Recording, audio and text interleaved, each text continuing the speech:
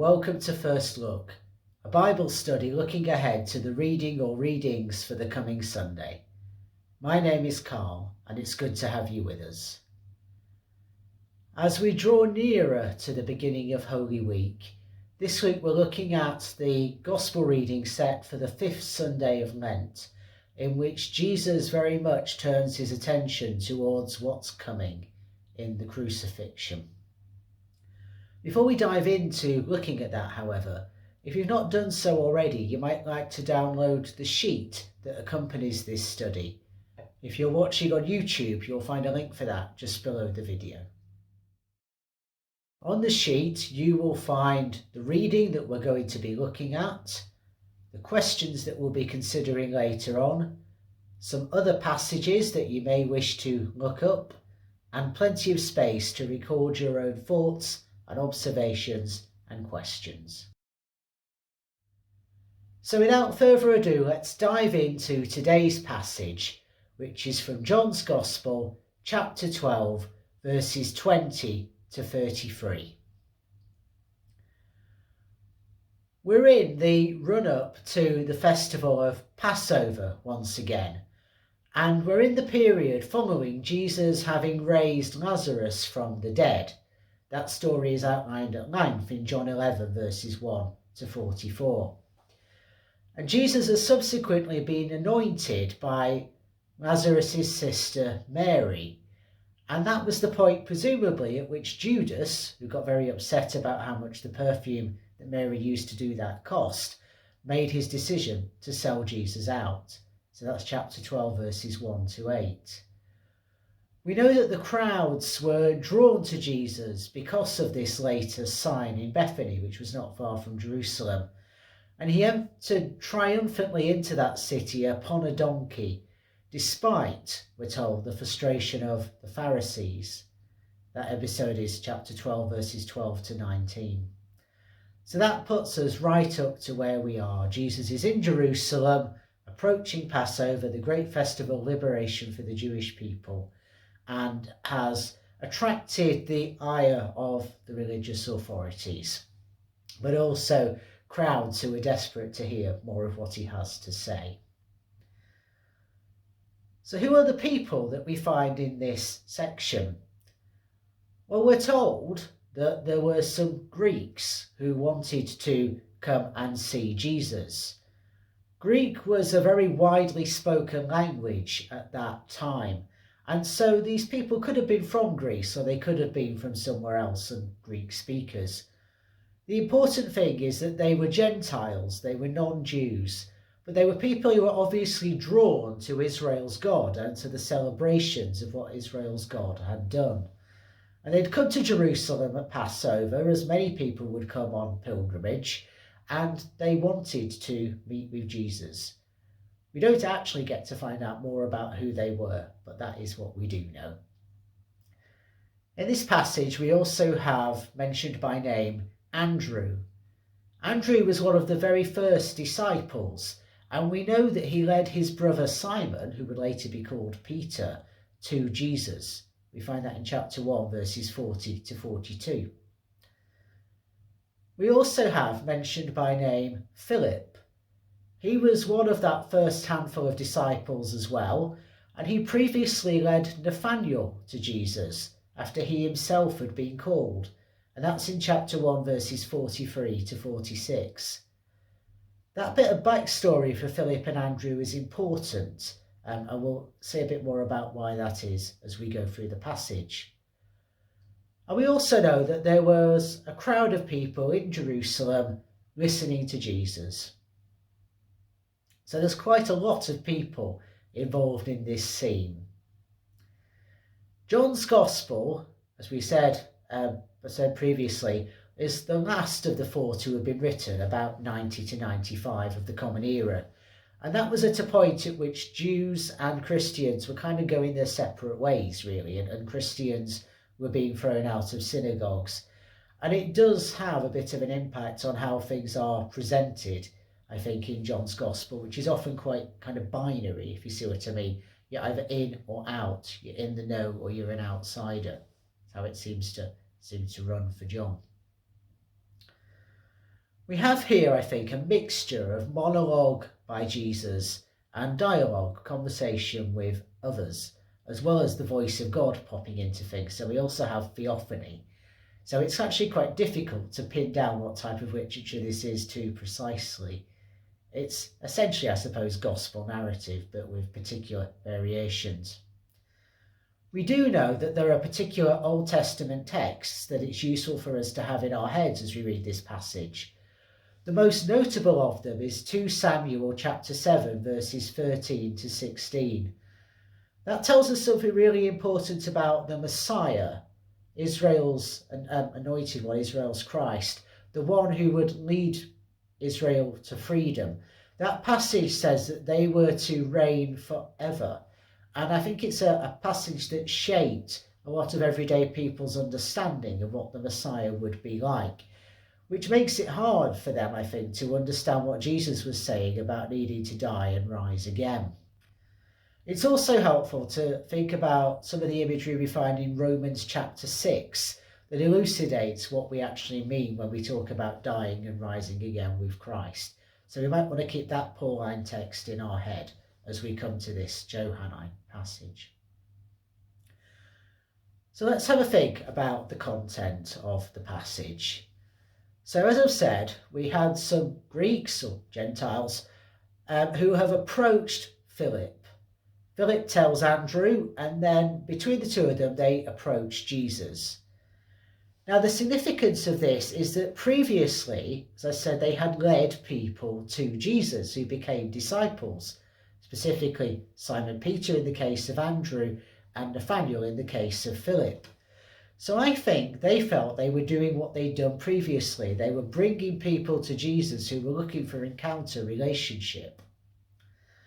At first glance, then, Jesus appears to ignore that approach. And indeed, we never actually get to find out more about who these Greeks were. But in verse 32, he does talk of being lifted up and drawing all people to himself. Jesus had to fulfill the vocation that had been given to him by God the Father.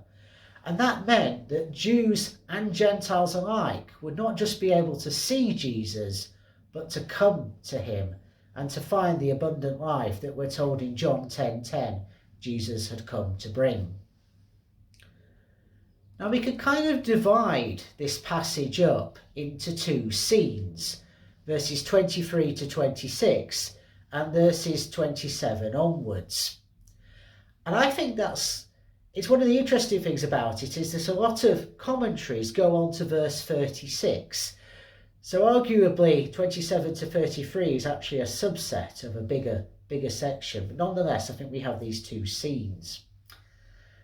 If we focus for a moment on verses 23 to 26, it has a chiastic structure, which means it sort of starts with one thing, has something else, a bit more of something else, and then goes back to where it started, a bit like a sort of sandwich model. And we see that structure in that verses 23 and 26 talk about glory and honour, words that were synonymous at that time. And verses 24 to 25, so kind of the filling bits, talk about the demands of discipleship. And that might remind us of what we were thinking about when we looked at Mark 8, verses 34 to 38. And Jesus is teaching there about needing to deny ourselves and take up our crosses and follow him. We learn in this section that Jesus' death would be like sowing a seed in the ground from which a large tree is then able to grow up, big enough to hold all nations. And that image in verses 24 and 25 might well remind us, I think, of the parable of the mustard seed. It points to the triumph of God's self-giving love, but it also explains the necessity of the cross. If this is going to happen, then Jesus has to follow this course. We're told in verse 23 that the time had now come, the groundwork had been laid, Jesus' hour was here. And this notion of the hour is one of the key motifs in John's Gospel. We can't move towards the cross and therefore the glorification of Jesus until the time is right. And it does appear that these Greeks, these Gentiles, wanted to come and see Jesus was the catalyst for moving into that new phase, for Jesus now saying the hour has come. And it functions, as Tom Wright helpfully says in his commentary, as a sign that lets us know where we are in the divine timetable. Note in verse 24 that Jesus once again uses the word unless. Unless you do this, you cannot be my disciple. You cannot have eternal life. And that might take us back once again to Mark 8, where Jesus says basically, unless you deny yourself and take up your cross and follow me, you can't be my disciples. So the challenge is to follow him down the risky road of dying and rising again, losing our life in order to find it. And that results, we're told in verse 26, in being honoured by God. So God will be glorified and we will be honoured by God. But it comes with a cost. It comes with that which demands our souls, our lives, our all, to quote Isaac Watts's great hymn. So that is that first section of Jesus's teaching in response to the request brought by Philip and Andrew. We then move into the second of our two scenes, and it begins with Jesus telling us that his heart is troubled. And this is a really powerful text if you think about it, because we're talking about the Word made flesh, God incarnate, who had done so many amazing and glorious acts, so many signs and wonders that we've already heard about in John's Gospel. And yet he was troubled to the core, we're told, by this hour coming. Is our picture of God big enough, expansive enough to be able to cope with the vulnerability that we find there? I wonder. It reminds me of the way some people talk about sacrifice and glory, as if it's this kind of gung-ho thing.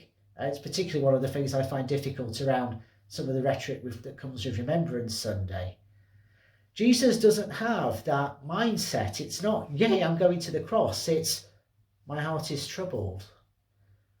And John gives us, therefore, an insight into the vulnerability, the humanity of Jesus, the enfleshedness, if you will, of Jesus, that we find in the Synoptic Gospels, most clearly in the Garden of Gethsemane, where Jesus prays anxiously that the cup would be taken from him before saying, but not my will, but yours.